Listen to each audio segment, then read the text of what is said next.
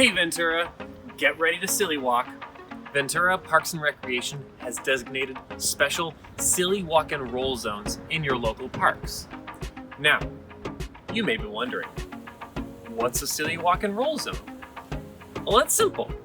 The next time you're at one of your local parks, if you ever notice a sign like this, you have just entered a silly walk and roll zone, which means you need to do the silliest walk or roll you can think of.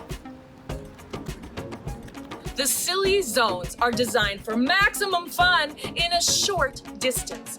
If you're up for it, we also challenge you to film yourself performing your silly walk or roll and then post it to Facebook at Ventura Parks and Recreation.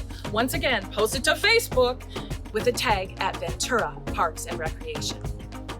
You can find these signs at Camino Real Park, Marina Park, Ventura Community Park, West Park, and Barranca Vista Park, with more locations coming soon.